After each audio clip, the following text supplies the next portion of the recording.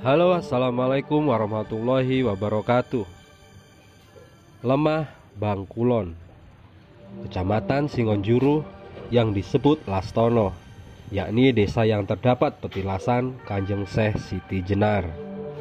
Lemah Bang yang berarti tanah merah. Tidak hanya satu nama desa Lemah Abang atau tanah merah ini di Pulau Jawa. Konon Lemah Bang adalah tempat yang berarti pernah disinggahi oleh Syekh Siti Jenar. Karena perjalanan Syekh Siti Jenar yang hampir menyeluruh di Pulau Jawa, hingga saat ini nama desa Lemah Abang ditemukan mulai Cirebon hingga Banyuwangi.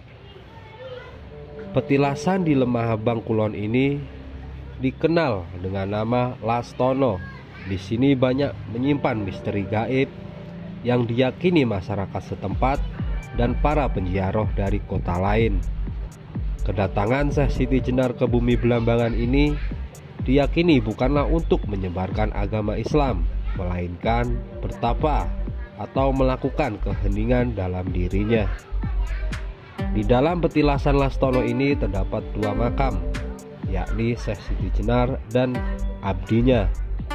Sebetulnya bukanlah makam, namun adalah petilasan, hanya saja dibentuk seperti makam.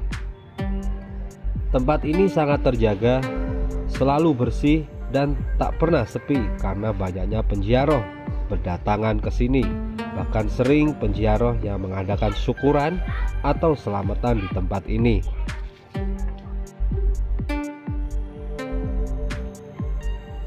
Menyebut nama Syekh Siti Jenar tidak lepas dari Wali Songo dan cerita kontroversialnya, di mana konsep manunggaling Kawula Gusti dari Syekh Siti Jenar tidak dapat diterima masyarakat awam. Oleh sebab itu, banyak orang menilai Syekh Siti Jenar adalah sesat atau nyeleweng. Namun ada juga yang berpendapat bahwa ajaran Syekh Siti Jenar adalah ilmu ketuhanan yang sesungguhnya. Akan tetapi butuh spiritual yang tinggi dan kecerdasan pikiran manusia untuk memahami kalimat manunggaling Kawula Gusti tersebut. Kematian Syekh Siti Jenar pun hingga kini masih misteri. Ada yang berpendapat Syekh Siti Jenar mati di tangan Sunan Kalijaga karena ketidaksepakatan para wali lainnya dengan yang diajarkan Syekh Siti Jenar. Ada pula yang berpendapat saat itu ada seorang murid atau manusia awam yang salah paham atau tidak mampu menerima wejangan dari Syekh Siti Jenar, sehingga menganggap Syekh Siti Jenar mengajarkan ilmu yang sesat.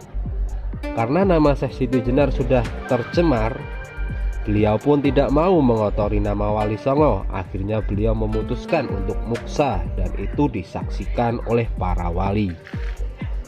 Dari cerita tersebut, sebaiknya kita tidak berpihak pada salah satu versi, namun kita ambil hikmahnya saja. Kesimpulannya bahwa keilmuan itu tidak bisa kita tebar ke semua kalangan, karena tidak mungkin semua orang sepaham dengan kita. Dan sejatinya ilmu ketuhanan yang tinggi tidaklah butuh pengakuan dari siapapun, karena itu adalah urusan dengan Tuhan atau hablum minallah, dan tidak butuh penilaian dari manusia. Hanyalah Allah semata yang menilai kita. Syekh Siti Jenar disebut juga Abdul Jalil, San Ali, Syekh Lemah Abang, Sunan Kajenar, Syekh Wali Lanang, dan Syekh Sunyata Jatimurti Susuhunan ing Lemah Abang. Salah satu versi mengatakan silsilah Syekh Siti Jenar mempunyai dua orang istri, yaitu Fatimah binti Abdul Malik dan Safa binti Adamji Muhammad.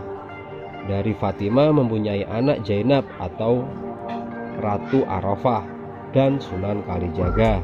Kemudian dari Safa binti Adamji mempunyai dua anak juga, yaitu Datuk Fardun dan Datuk Bardut. Syekh Siti Jenar adalah anak dari Syekh Datuk Soleh, mempunyai kakek bernama Maulana Isa. Maulana Isa adalah anak dari Sayyid Abdul Qadir atau Sayyid Abdul Malik. Sayyid Abdul Malik adalah anak dari Syed Syekh Hasan Jamaluddin Akbar dari India.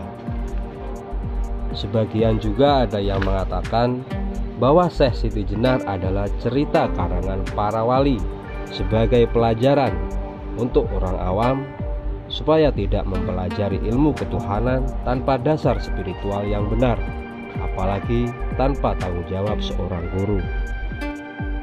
Begitu pula sebaliknya, agar kita tidak mudah menyalahkan paham orang lain yang berbeda dengan keyakinan kita, apalagi mengkafirkan orang lain. Karena di Islam pun mengajarkan untuk saling menghargai antar agama atau keyakinan. Sekian, semoga bermanfaat. Wassalamualaikum warahmatullahi wabarakatuh.